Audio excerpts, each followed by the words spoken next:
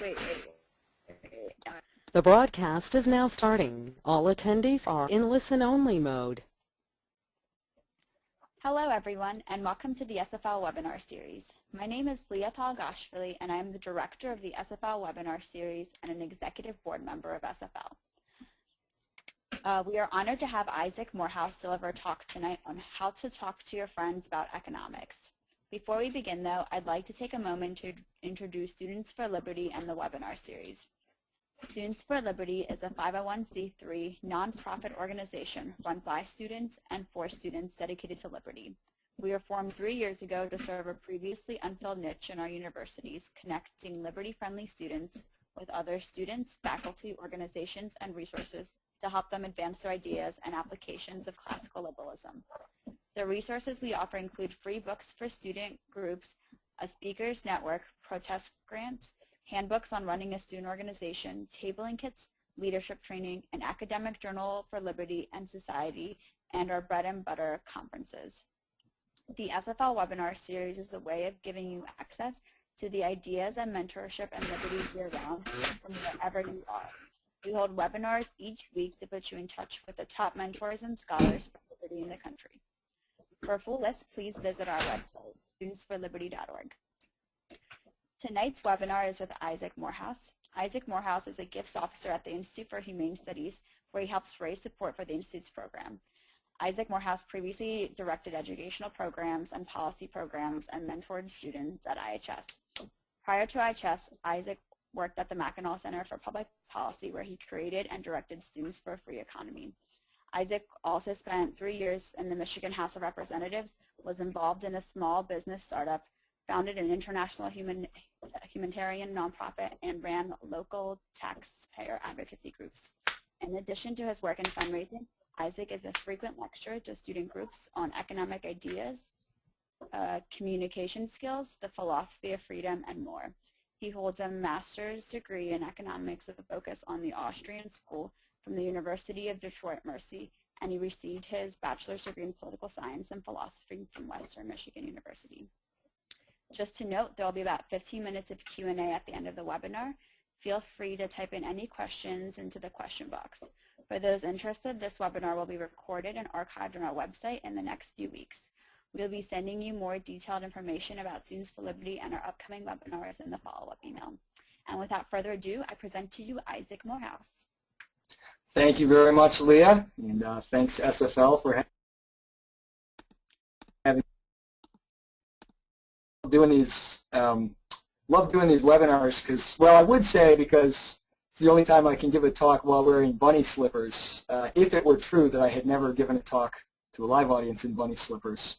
Actually, it is true. I don't even own bunny slippers, but jokes about slippers are much funnier if they're bunny slippers. So, well, I'm going to just give it won't be too long, a brief talk about how to talk to your friends about economics. And as you see the subtitle, while having fun, being reasonably persuasive, and not sounding like an idiot. Now,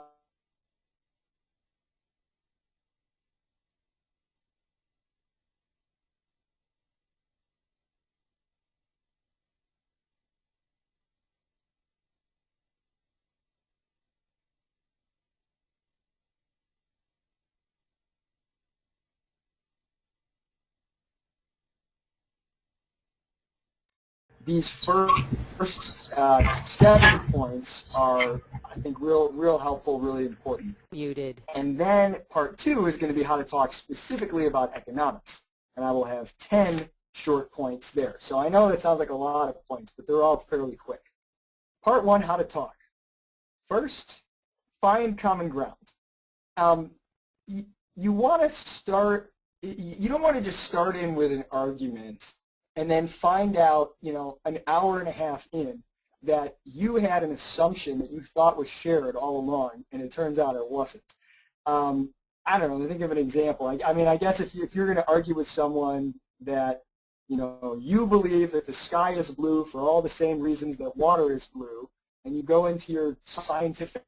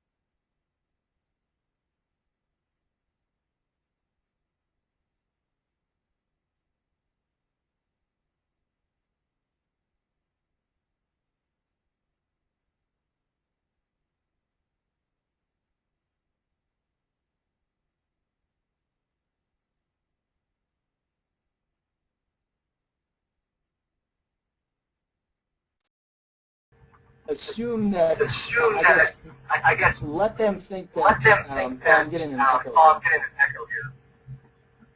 Okay. Muted. I gotta mute. Oh, there we go. Thank you, Marissa.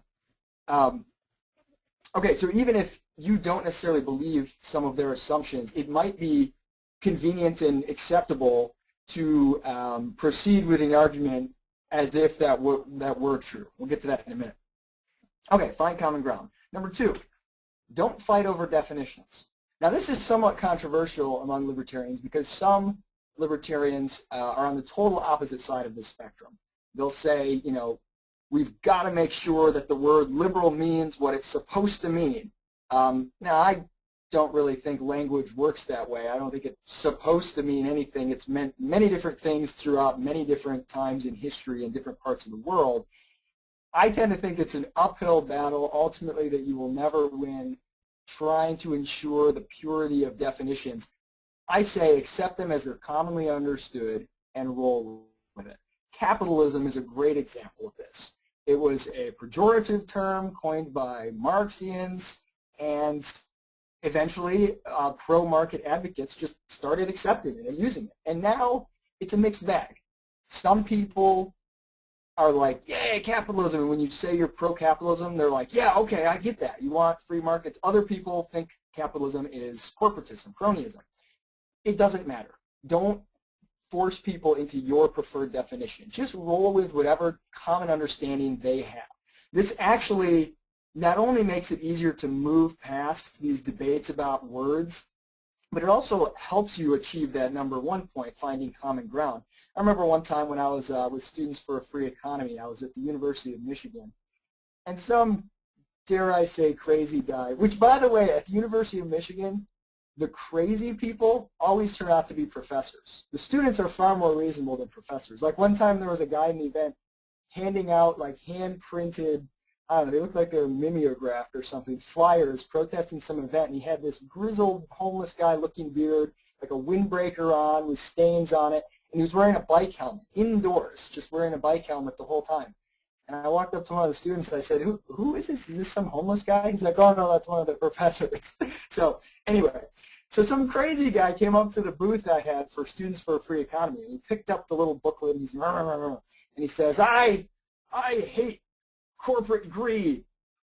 Now, I could have sort of gone all Randian on him and been like, well, greed is good, and gotten into a big fight.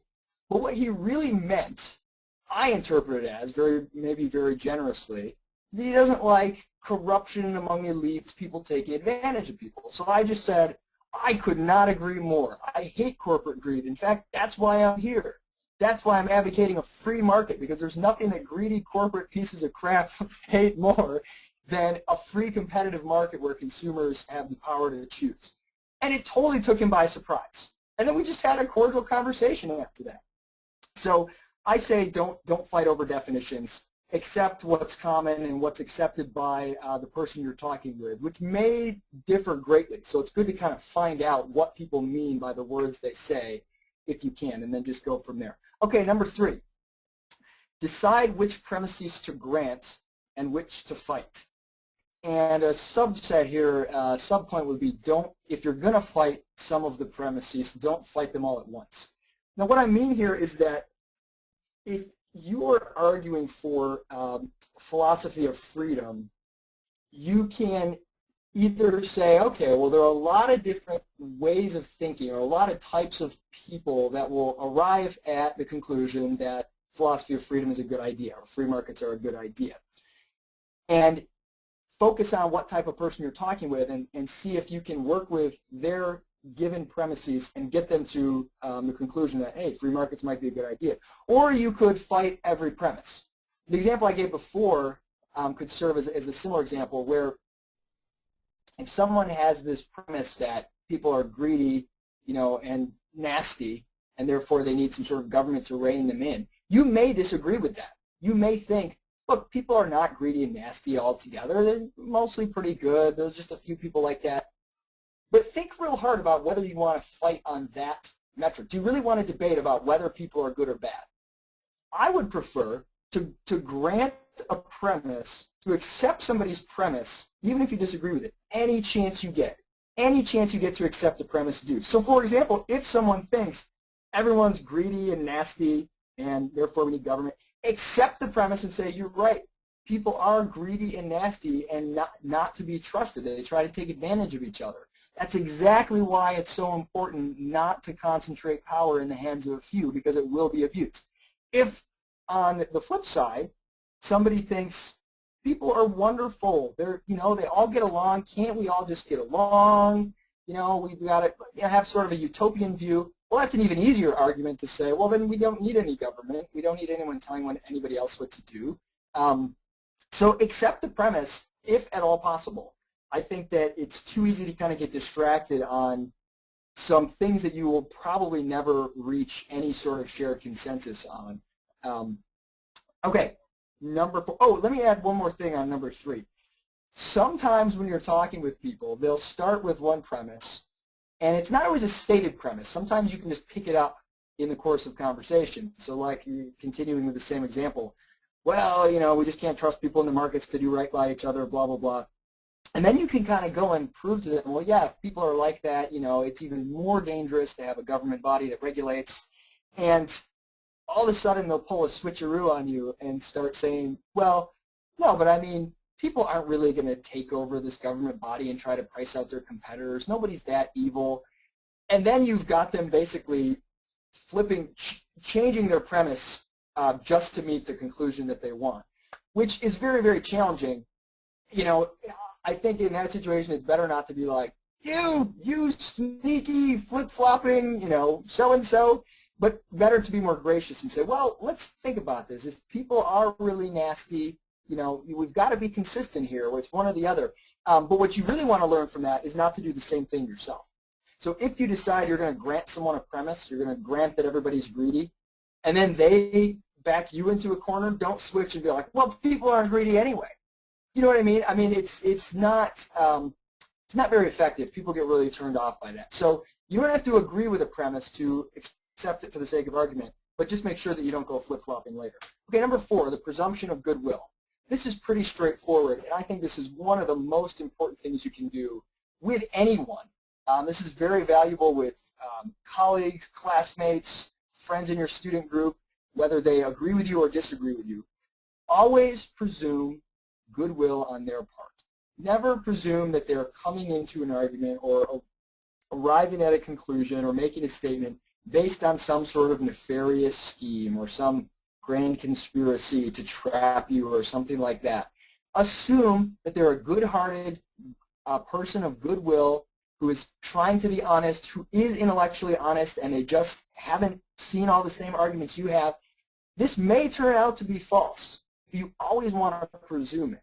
It's very hard for us to do because we have stereotypes and biases for a reason. They're good shortcuts for us to make sense of the world.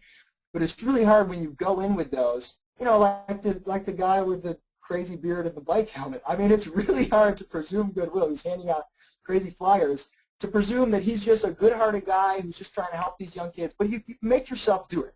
You will be the better for it. You will have much better conversations, and you'll start to find out that some people actually aren't as bad as you think. Okay, number 5, acknowledge shared intentions immediately. This is, again, very, very similar to the previous one. So if someone says to you, I want to help the poor, so that's why I support minimum wage, don't respond with, minimum wage sucks. It screws the poor. Because that immediately sounds like you're attacking them. It sounds like you're telling them that they want to screw over the poor. And I think it's much better to immediately acknowledge that you share their intentions and compliment their intentions. Start in with, oh man, I want to help the poor too. I'm so concerned about that. And I totally understand why, getting higher wages for the poor would be something that we'd want to do. But what's crazy is minimum wage laws actually price the poor out of the labor market. And it's, when we examine the policy, it turns out it doesn't work as planned.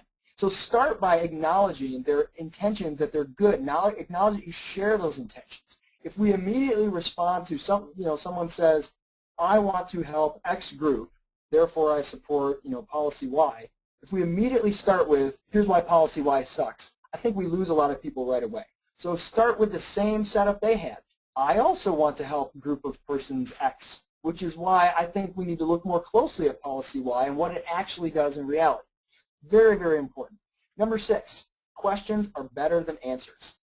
It's really easy, especially if you get in talking with someone, which is rare because most of us like to make statements and not ask questions. But if you get talking with someone who likes to ask a lot of questions, it's really hard to not find yourself just like giving answers all the time and trying to have really quick, snappy answers. That may make you walk away from that discussion feeling really good. Okay, I answered everything. But it's probably not going to help that person in their intellectual pursuits very much. Questions are so much more powerful. Think about yourselves. Think about a position you hold today that you did not used to hold. And was it because someone just told you a statement and said, this is true, and you just said, wow, I guess it is true? Or was it because you had a nagging question?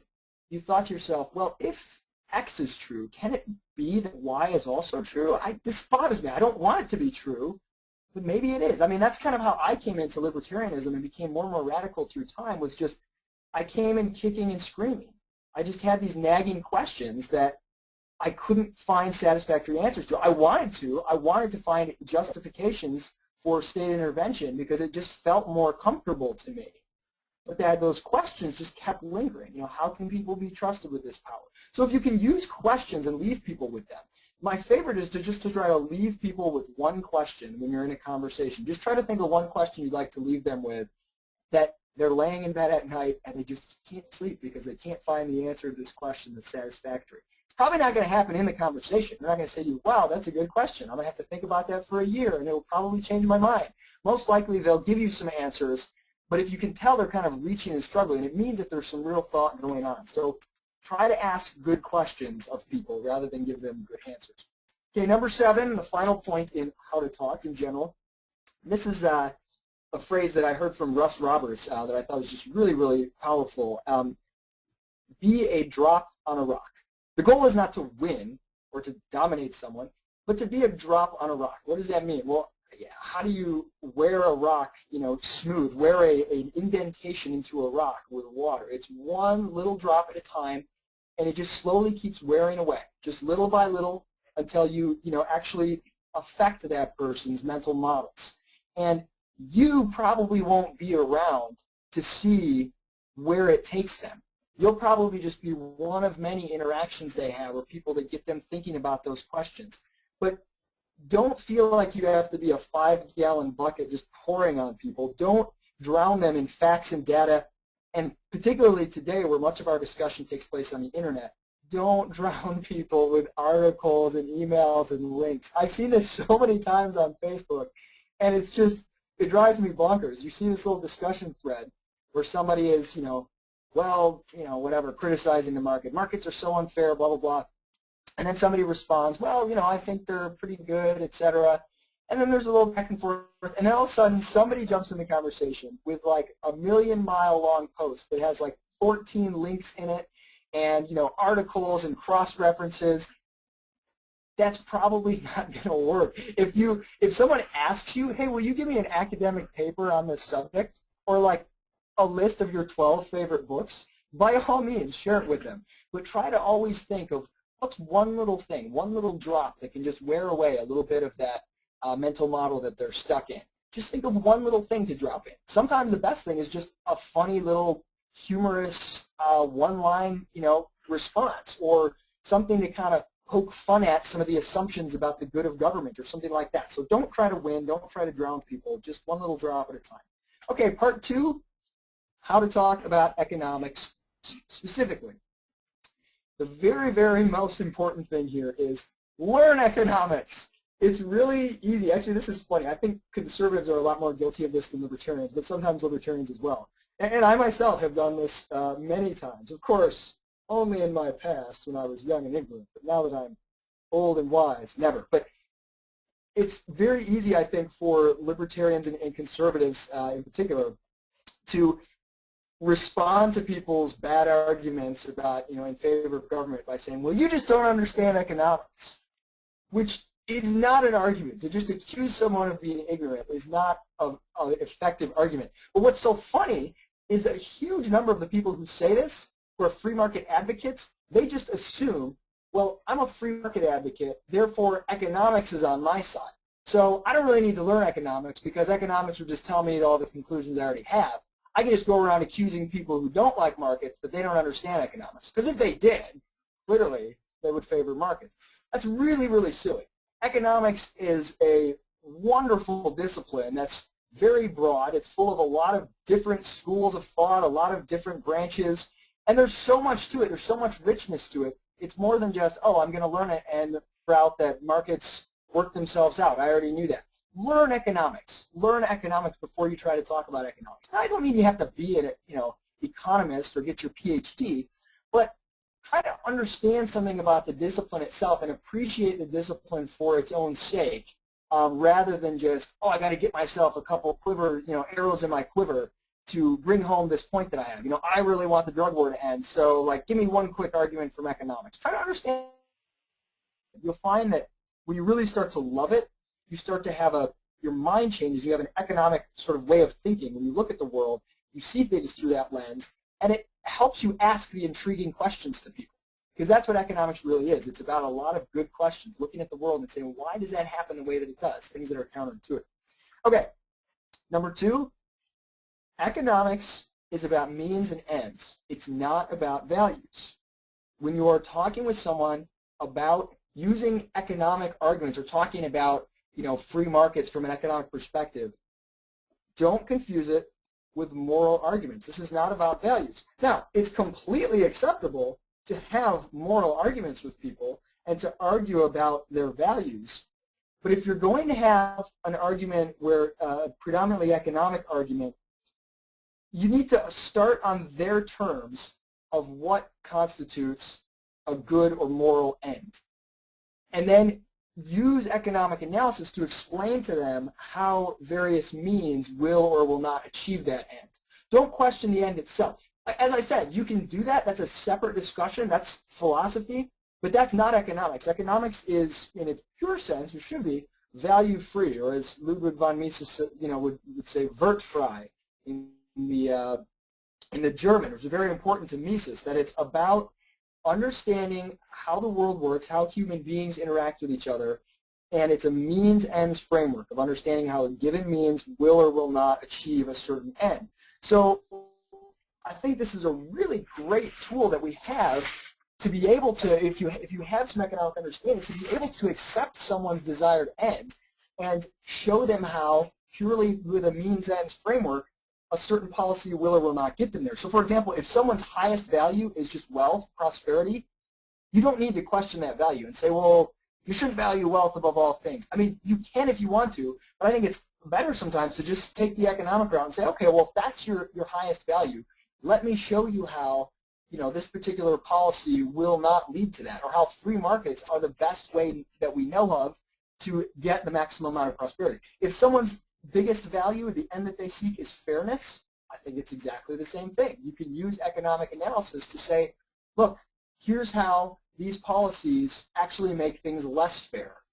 And you use the analysis to show them how something does or does not achieve their end, rather than debate about their end. Now, people who are really into philosophy and ethics and things may, enjoy much more debating about what the proper ends are. But I feel like that's, again, one of those debates that's very, very hard to win. Most people, at the end of the day, value what I'm just going to call good things. They just want good things for themselves and others. And they have different emphasis and different ways of talking about it. But most people want good things. And I say just accept whatever end they're talking about in a given situation and show them using economic analysis how government intervention is not the best way to get there. Because let's face it, it's not the best way to accomplish just about anything but mass bloodshed. Okay, number 3, real basic one for a lot of you guys who've read Economics in One Lesson by Hazlitt, or my absolute favorite, Bastiat's What is Seen and What is Unseen. Reveal the unseen. This is really what it's all about. This is really where the aha moment comes. Now, you're probably not going to get the pleasure of seeing someone have the aha moment in front of you, or at least admit to it. But I found this to be one of those things where I can't tell you how many times I've used just the broken window fallacy to help people understand that there's always something going on unseen when we use economic thinking. I've used that so many times with people where they just say, well, of course, that makes sense. And in case anyone doesn't know the broken window fallacy, the idea that, if a window's broken, it's actually good for the community, for the economy, because now it gives the window repairman a job. Bastiat helped us see that that's really silly, because if the window was never broken, the person would have spent that money to maybe buy a suit, which would have given the tailor a job, and we would have had a window and a suit. And in the broken window case, we just end up with only a window. So it's a very simple way to demonstrate just the sort of thinking about the unseen. But I found a lot of times I've used this example with people, and they'll say, oh, of course, that makes total sense. Nobody ever disagrees with you when you explain the broken window fallacy. They say, well, yeah, of course, you're better off not breaking the window. But later, once they've accepted that, because it's like just so stupid you have to, they'll start to find themselves like almost being ready to make arguments that would contradict it and starting to realize. I have a friend who used to email me all the time, and he was kind of arguing for stimulus type stuff. And I was like, kind of told him to send him the Bastiat section, just that one small section of the broken window, instead of sending him an entire link and be like, read section 3, it's my favorite. But send him just that section.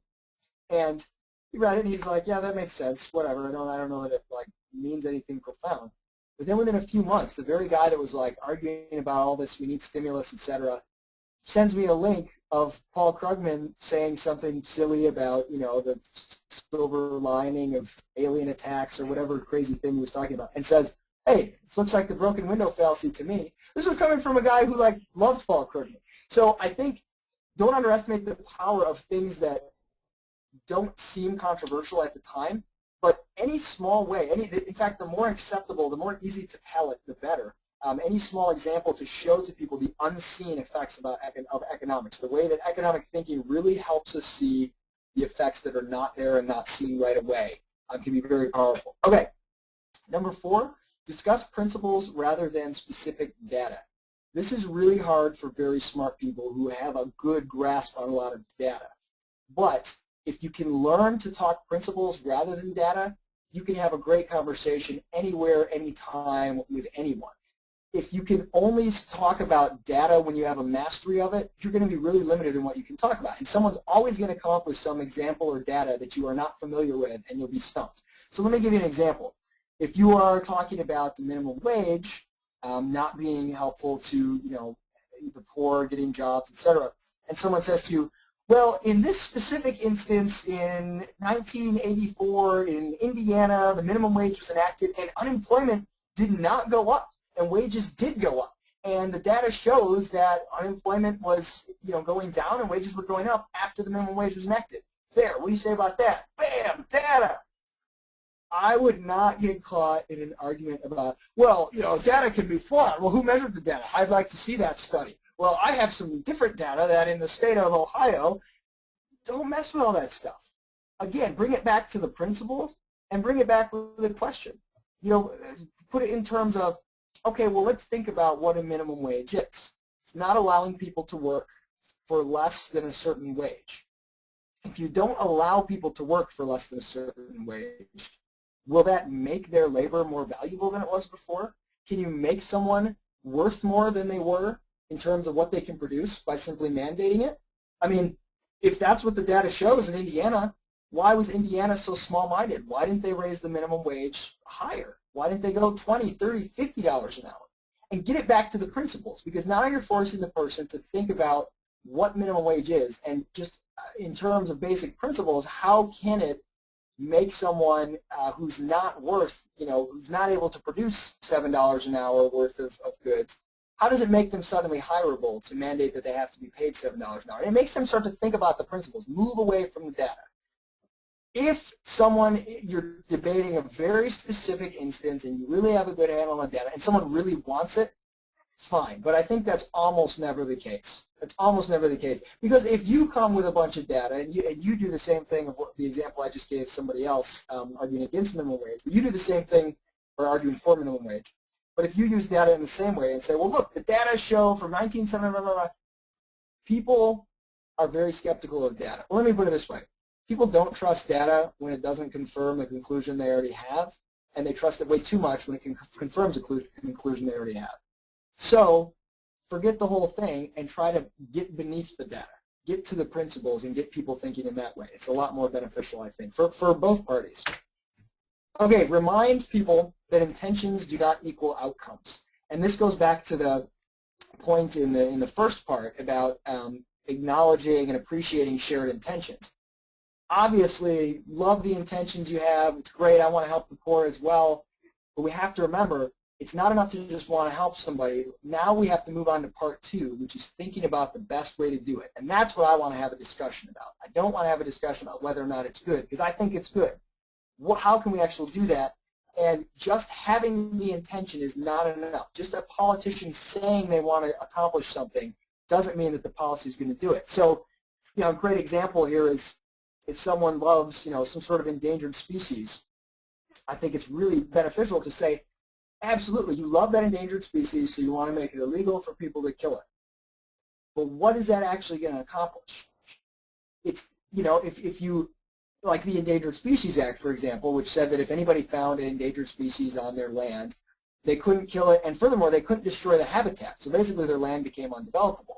And so you had the shoot, shovel, and shut up phenomenon, where people would, if they found an endangered species, they'd quickly shoot it, shovel to dig a hole, bury it, and shut up about it so that, the EPA or whoever never found out and they didn't get fined or have to, take care of this animal's habitat for forever. And so just reminding people the intentions are good, but this is not sufficient to guarantee a good outcome. Seems very basic, but people, I think, get really caught up in someone says, well, we want to reduce global warming. Therefore, we're going to pass the global warming bill.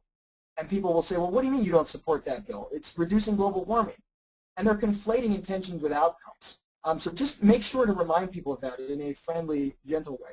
Number 6, destroy Nirvana. No, not the band from the 1990s. Most of you are probably too young to appreciate. Destroy the Nirvana fallacy. The Nirvana fallacy is when someone is arguing against the market, for example, and they're saying, well, the market is, there's scarcity, people are greedy, some people are poor, people get sick, and they're using basically facets of reality as condemnations of the market. They're comparing the market to something that never could exist, to a reality, to a nirvana, a reality that we never have seen and never will. Scarcity will always exist whether or not you have a capitalist economy.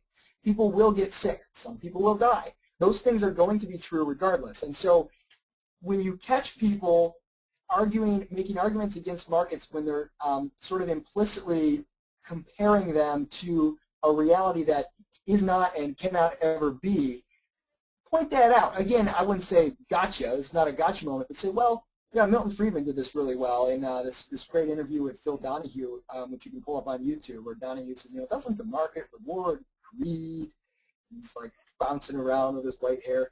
And Friedman, wearing this brightly salmon-colored sport coat, if I recall, says, well, does the communist commissar not reward greed? Are people in governments not greedy?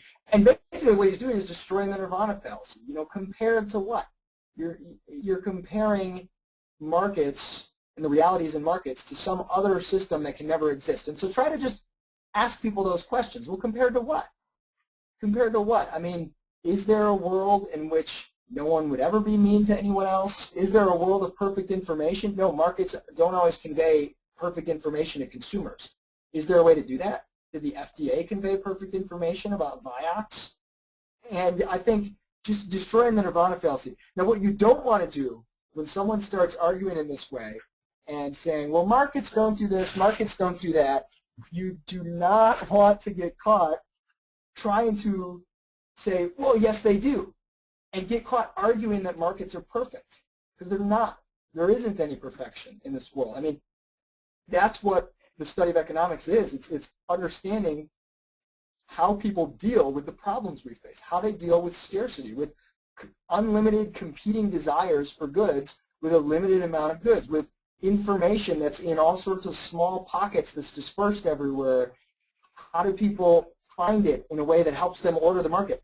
It's not perfect. It's a process that helps us discover the best that we can, but don't get caught responding to the nirvana fallacy argument by saying, no, no, no, the market actually is a nirvana. Trust me, it's perfect.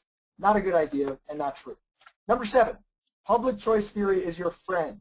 It may be your best friend. I think public choice arguments, and for those of you not familiar, public choice theory is a field of economics that studies political actors, individuals in the political process with the same tools that we study individuals in the market process.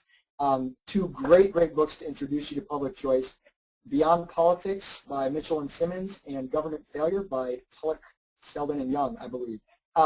Public choice theory is phenomenal because the beauty of using public choice arguments, one, everybody already sort of instinctively agrees with them. There's already a general sentiment among the American public, at least, probably all over the world, that politicians are slimy. I mean, politician jokes are as old as lawyer jokes and equally as funny and totally fair. So people already kind of have this understanding tacitly, even though a lot of their policy ideas might ignore it. They have this sort of understanding that politicians and political actors are subject to corruption, for one. But 2, the beauty of making public choice arguments is you can grant so many premises, it's not even funny.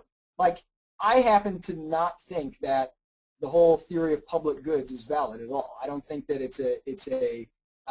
you can argue that there are certain goods the market just can't produce, therefore government has to produce them. I don't think it's true. I think that there are certain goods, the market can produce if they can be produced at all. But the beauty is I don't have to get into a debate with someone about whether or not they're public goods and whether or not the roads are a public good. I can accept that they are, and using public choice theory still prove that it's better to not have government involvement. You can show people, look, the market may be failing right here. I completely agree. But the only thing that fails worse than the market in this area? The government. I think a great example is occupational licensing. You could say, look, sometimes a plumber will come to your house that's really shoddy, and you had no way to find out. Angie's List isn't perfect. These rating agencies aren't perfect. He comes in and he steals your cat and leaves the house. If you own a cat, then I don't feel too bad for you. That's terrible. I shouldn't say that. But I just did. No, so you can say, yeah, that's true. That happens in markets sometimes. It's terrible. But if we try to get government involved, let's look at what happens when we do that. What happens if we have occupational licensing? We have a board of plumbing that approves people to be state-sanctioned plumbers. What happens to that board? It gets taken over by the most powerful large plumbing companies, and they put up barriers to entry to keep the poor plumbers out, to keep competition down, and to reduce the amount of choice that's out there to consumers. You're pricing the little guy out of the market. You're usually trying to help the little guy with consumer protection laws, but that's the very person you're hurting by keeping them from getting a job. So you can show people, you can accept all kinds of indictments of the market, whether or not you think they're true, and show them that it's even worse with government, that having government act can only make it worse even if the market's already bad. And some people might be like, well, that sucks. Damned if you do, and even more damned if you get government involved. Well, that's one way to look at it, but it's a very valuable tool, so use public choice theory. Understand it. Okay, we're almost done. Remind people of trade-offs. Tan Staffel, there ain't no such thing as a free lunch. This is another very basic economic concept that people really often forget. People want their cake and they want to eat it too. They want more of everything. I want, more affordable housing, and I want my home price to go up indefinitely. I want stock prices and home prices to always rise, but oil prices to always fall. Okay, and you remind people in a world of scarce resources, sometimes that just isn't possible. For example, people say, well, maybe I want more green space or, open prairie pasture land and more affordable housing in my city. Well, which one is it? Understanding that it's not like you have to pick one in totality, but using this to explain to people, look, I want both of those things too, but there's scarcity. So the political route is we both get our guns, lawyers, and money, and we, get up and get a big fight. And we fight and try to win the public to say affordable housing is better than green space or vice versa. In the market, you let people's individual preferences for these things reveal themselves through the price mechanism. And to the extent that which people value green spaces green spaces will be, in more abundance because they won't sell the land except for a very high price. To the extent that they value affordable housing, you'll have more affordable housing because it will be in demand, people, et cetera. So acknowledging that there is scarcity and there are trade-offs and things have a cost. Just getting people to acknowledge that, because everyone's like, I love the environment and I want to curb global warming. And if you just ask them, how much are you willing to pay for that? Like at what cost? Are you willing to sacrifice your second child to stop global warming? Okay, so you're not willing to do that. We've established that. You understand there's some point at which the cost would be too high. And work your way back, because people, I think, often forget that there is a cost. That's part of the problem. Public choice will show you in the political process. Politics conditions us to think of things in a costless way, because voting, we don't actually have to put our money where our mouth is. We don't have to say how much I prefer candidate A to B or policy A to B in terms of, okay, I'm willing to pay, $10,000 to have policy A. We just have to say, oh, I prefer A to B. We don't have to actually put anything behind it. So remind people that in the real world, when policy is enacted, there are costs, there is scarcity. Okay, number 9, try putting things in individual terms rather than in terms of groups or more complex entities. Let me give you an example of this. A friend of mine was arguing with me after the bailouts of GM and everybody else in the world that got bailed out. Don't you think that government had to bail out GM just to prevent job loss? GM's so big. What would have happened to the country if government didn't bail out GM? There's like 3 entities in this argument that have been named that are so big and broad, it's hard to even know what we're talking about. Government, GM, and the country. Doesn't government need to bail out GM to help the country? Well, those are so big and hard, like nobody wants to say, no, I want to hurt the country. Or sure, it would hurt the country a little bit, or it would hurt GM, because people like those things. And it's really hard to understand the policies in terms of these large aggregated groups. So instead, I just bypassed his whole question and went to a different question and said, well, if I started a business and I borrowed money from people and I was employing a couple people, and I started a business and I was taking resources and making products with them that people didn't want that much, and I was selling my products for less than what I bought them for, and I'm losing money every month, but I keep trying to borrow money, and I'm trying to borrow because I want to pay my employees. In fact, I want to hire more employees even though we're selling stuff at a loss. How would you feel? Would you feel it was a good idea in our community for somebody, the mayor, to come to you and say, give me more money, we've got to give it to this guy who's running this business, because after all, he's employing 3 people? Would that be a way to ensure prosperity for our community? Would that be beneficial? In our neighborhood, if my son was running a lemonade stand that was losing money every day, which, by the way, he's not. He made $14.50 in less than an hour on a lemonade stand. Killing it.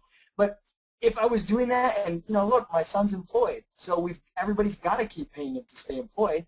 Does that make sense? And he realized right away, no, it doesn't. Now, he immediately was like, well, isn't that different from GM? I just said, well, how's it different? And he had to think about it. So it forced him to kind of move away from these big terms like the country or the economy will crash or, GM, jobs, government. These are all giant entities that it's hard to understand where we play a part. And getting it down to economic principles in terms of individuals is sometimes makes it much more clear. Okay, finally, number 10, pick the one principle you want to focus on and focus on that. Oh, I can see I pick the one principle at a time. Get rid of that the. Pick one principle at a time. Pick one principle at a time. This is hard to do sometimes because there are so many great economic arguments for or against every policy, and sometimes you want to just barrage people with all of them. Like subsidies is a great example, like farm subsidies.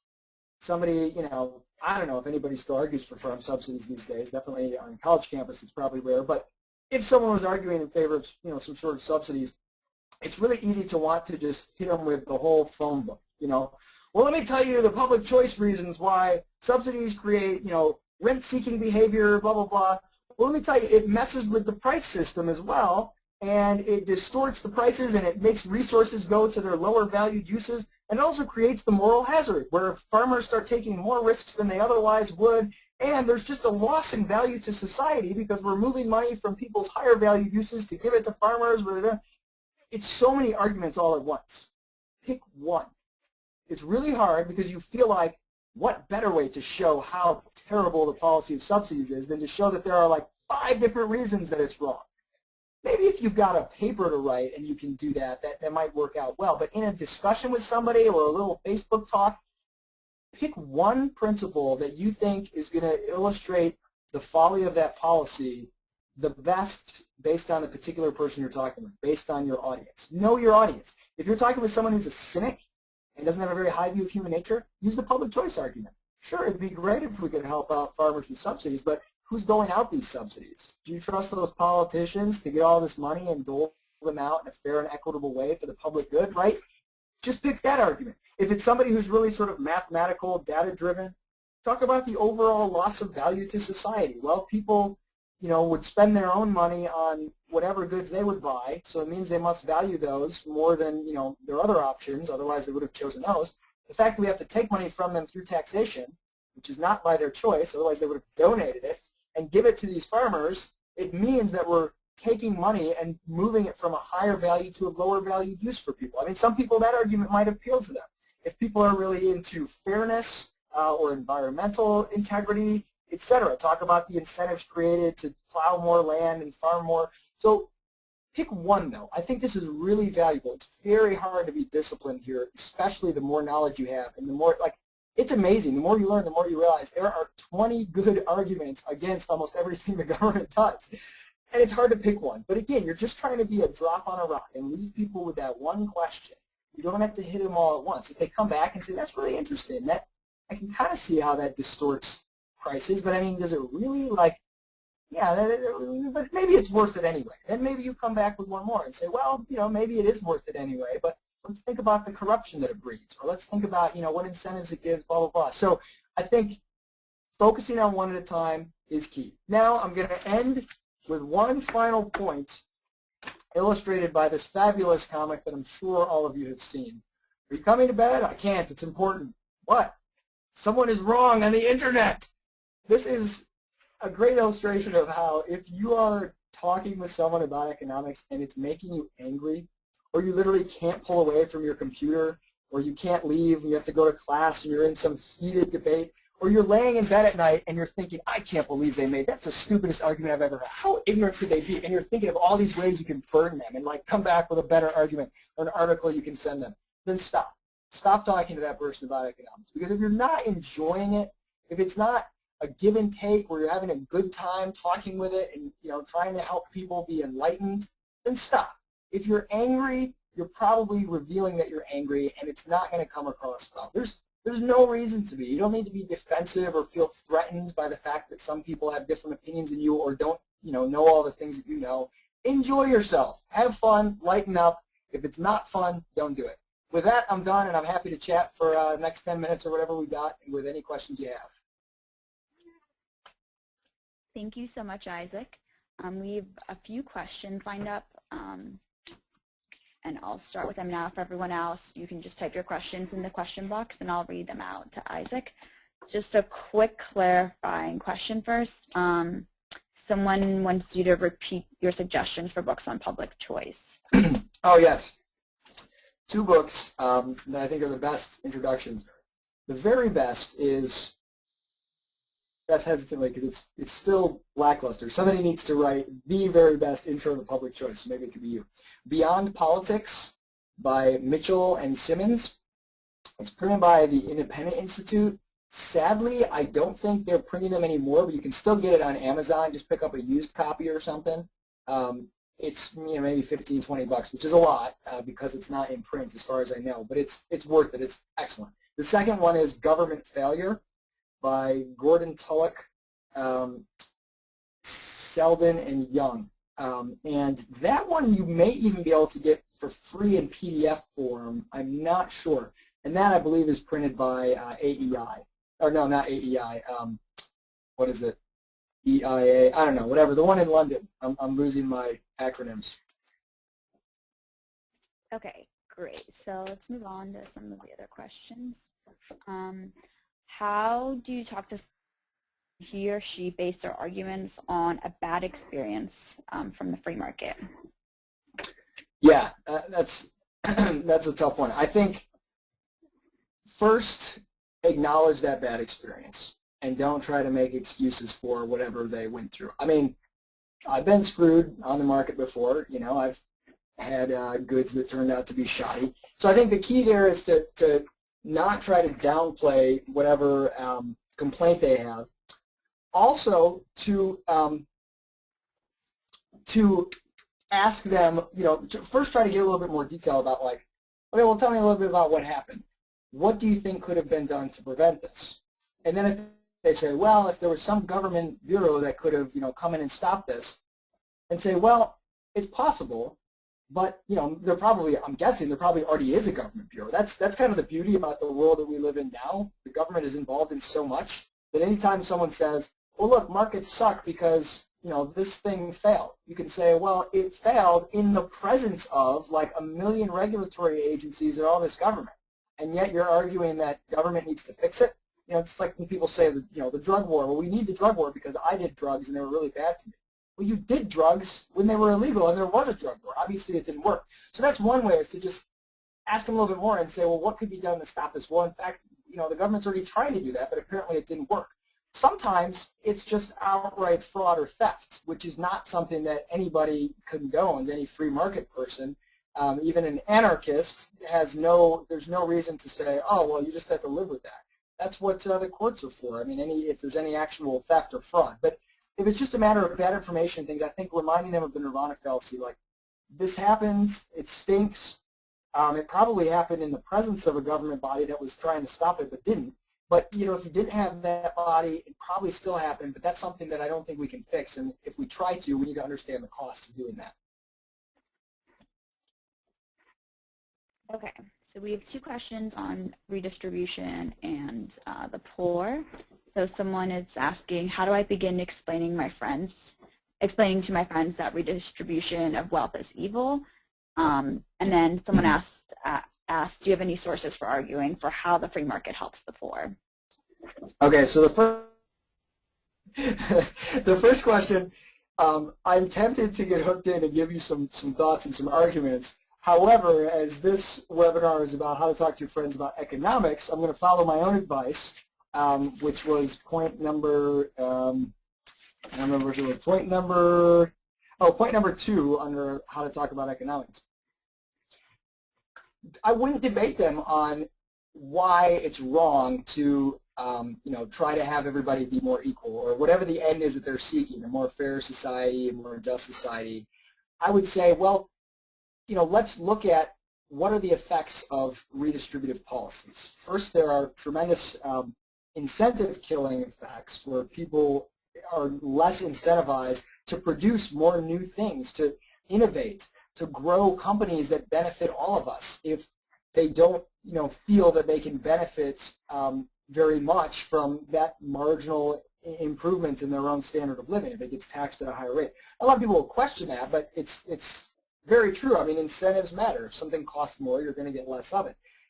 Another one is that you could just say, when government, again, sort of the public choice argument, when government tries to do this, when they try to redistribute, the people with the most political savvy and the most power are really adept at gaming the system to get the redistribution done in their favor. I mean, we have a highly redistributive system, and yet what is everyone complaining about? The poor or the rich are dodging taxes and all this other stuff, which is probably true because they know how to do it and they know how to game the system. And you can just, maybe it's not true, but you can grant that premise if you like.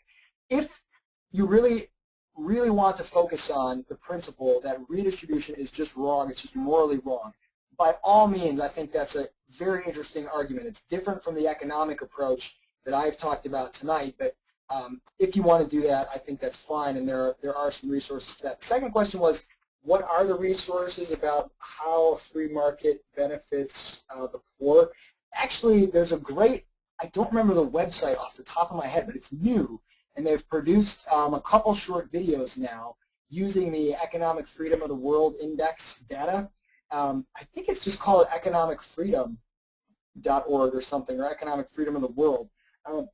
I think there's just scads of data, and some of it organized in really interesting ways, some short videos, just showing by any way you can possibly measure the correlation if not causation. I mean, I think it is causation, but even for a skeptic, it's really impressive the amount of correlation between economic freedom and every measure of human prosperity we can imagine, particularly for the poor. In terms of their overall standard of living, and even in some senses in terms of distribution of income, although be fairly uniform whether you're in a really poor country or a really rich country. But the main question is, would you rather be in the lowest quintile in a rich country or in a poor country? So I would go look at some of the economic freedom of the world information. I think that can be really compelling. And there's some other stuff as well, but I would start with that. And you can always email me, and I might be able to give you some more specifics as well.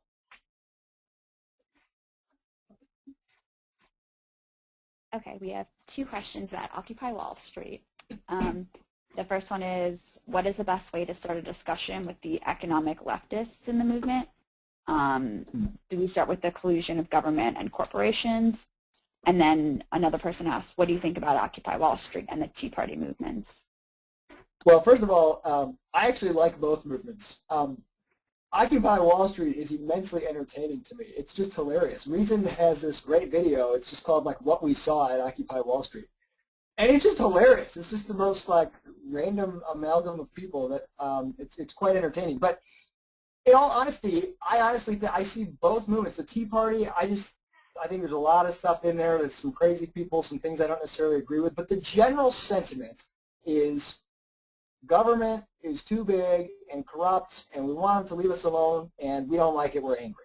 And I think Occupy Wall Street, it's we don't like elites with a lot of power, and they're giving everyone the shaft. Now you've got a lot of stuff in there like, and I want my loan paid off, and I want to give everybody the shaft, and there's some crazy mixed up stuff. But the general sentiment, I think, is right, and I see it as a very positive sign. I think it's people saying, well, we want to do something, and the whole like civil disobedience element of it, I think, is pretty cool. It's creating some interesting coalitions of people who have never questioned like police authority, for example, and are starting to look at those things in a different light. So in general, I like them.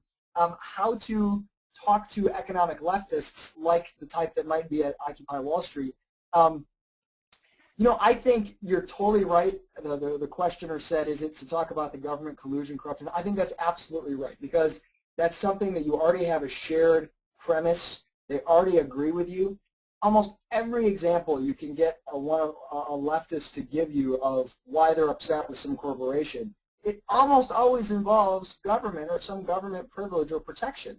Or, the corporation would not be in the position that we're in were it not for, the privileged place that they have with government. So I would focus on that. I would say, look, corporations, big corporate fat cats, maybe they're all greedy bastards, but the harshest thing in the world is the market. Enron got slammed by the market before the government had even gotten around to doing anything. The market is a much swifter and harsher bringer of justice than government. BP, there's a great lecture by John Hazlitt about BP's response to the oil spill. The only thing government did when they finally got involved was make things worse. The market has a way of dealing with this stuff better. You don't want to pretend that it's perfect, but just say, why do you think all these corporations are lobbying for privilege? Because they fear the market. I want them to fear consumers. They should have the fear of consumers in them. And I think that approach is really much more fruitful with economic leftists, if you will.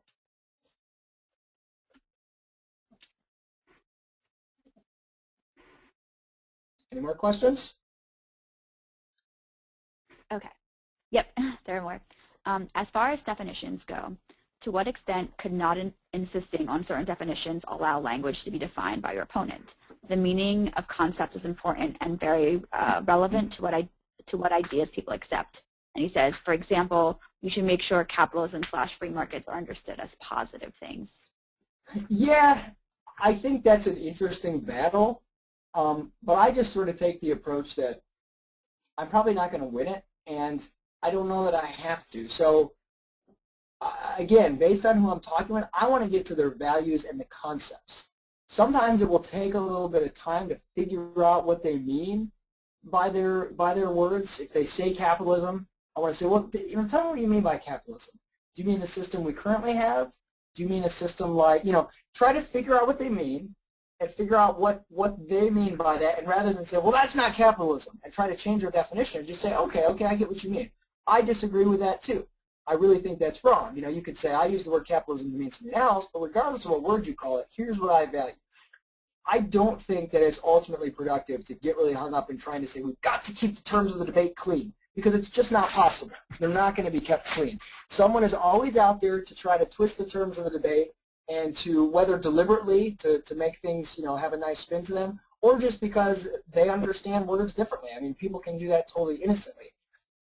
So I just think work with what people have. I think in you know, you can get a great example of this with religion, for example. If you know, I don't know, you grow up in sort of a really religious home, and then you go off to college and your views become more liberal, but you still, you know, believe in God or something, and you feel very comfortable with your, you know, spiritual life, I guess. And you go back home and your mom says to you, you know, are you still a Christian?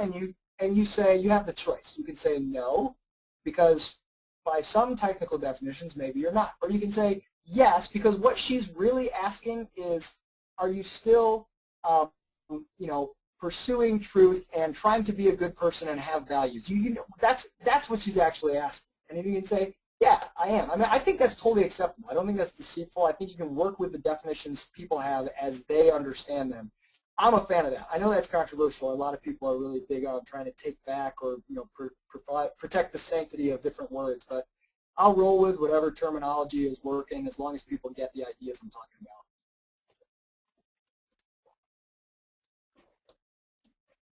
about. Okay.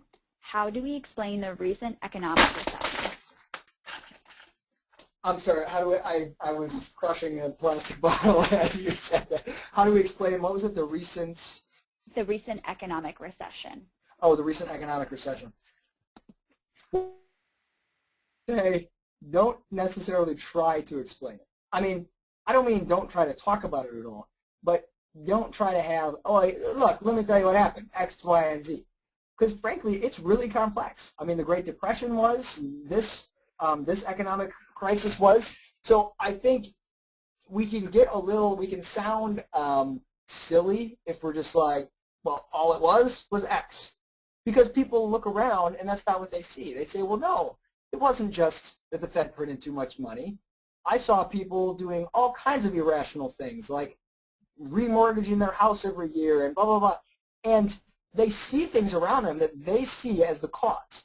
Now, you may say, you may understand that that's not the cause, but I don't think saying, nope, there's a single cause, it's this, is very adequate to people. So instead, work with the things that they see. Ask people, well, what do you think caused it? Well, it was irrational, blah, blah, blah, and keep asking them, well, what do you think caused people to suddenly be irrational? Why weren't they doing the same thing 20 years ago? What do you think caused them? And keep asking questions, because people have these assumptions about behavior of big Wall Street fat cats or individuals who are buying mortgages or, you know, pre-packaging them, whatever. Keep asking them questions and follow the chain of logic. And you can say, look, if people are trying to make as much money as they can, why would they just start doing this all of a sudden? Something must have changed. And so you're acknowledging that all those behaviors occurred, but you try to get them back to what you believe are the causal elements, which, you know, I think there are a couple pretty predominant ones. I think very loose monetary policy by the Fed, Fannie and Freddie, guaranteeing and pushing all these loans, et cetera. I think there are a lot of these, and there's people who have done great work on this, including the house that Uncle Sam built by Steve Horowitz and I can't remember who else. It might have been Becky. I'm not sure, but FEE publishes it. If you go to fee.org, it's a great explanation. But I would be wary of just going and telling people, here's what happened. Try to work with what they think happened already and get to the root of it and try to get them to think about why would that occur, and that can be helpful. Okay, I think we have time for one more question. Yeah, I was going to do one more question. What are some resources you would use to introduce free market thinking to high school students? It's kind of a tough one. It is. I mean, look, there always should be more, but there are some really good ones, and a lot of them are the same as for college students. Honestly, I think Bastiat's What's Seen and What Is Unseen, Hazlitt's Economics in One Lesson are phenomenal. FEE had, I don't know if they still have, a website, kind of a spin-off project. I think it was called the FEE Informant, and it was intended to come up with lists of suggested high school curricula. And they had some really cool stuff on there. There's also the Foundation for Teaching Economics, FTE. FEE also has some great lectures from their high school seminars. and on a lot of economic topics. You can watch the videos. But there's a book that I think is probably one of the best, and this might even be more like middle schoolers, but I think it works for high school as well. It's called The Adventures of Jonathan Gullible, and it's a great just sort of parable of each chapter illustrates different economic ideas. High school students maybe would be too old for it, but it's a really, really interesting. I think it's a really powerful way to explain the ideas. But off the top of my head, that's all I can think of. As I said, any of you guys can email me, and usually I'm pretty good at coming up with some of these resources. A lot of them I have or other people I know have. I just don't have them off the top of my head. So if you have more questions, please email me. My email address, I meant to put it on the screen, but it's justimorehouse@ihs.gmu.edu. You can also go to theihs.org and you can look me up and find it there, or Facebook. I'm on Facebook as well. So thank you, everybody. Hopefully it was at least somewhat helpful, and look forward to seeing you all at some of these upcoming conferences. Yep, thank you so much, Isaac, and thank you to all of our participants this evening. I hope you can all continue coming back to our webinars to learn more throughout the year. Our next webinar is next Wednesday, October 26th at 8 p.m. Eastern Time. George Selgin will be discussing money under a laissez-faire. And to register, just visit our website, studentsforliberty.org. On a final note, shortly you'll be emailed a follow-up email where you'll find more detailed information about SFL in our next webinar. You'll also receive a survey to evaluate the webinar. Please take a minute to fill it out. It helps us know how to improve our programs and make these webinars more interesting for you. Be kind to me, guys. Be kind. I think we are officially wrapped up. Thank you again for your time this evening, and have a wonderful night, everyone.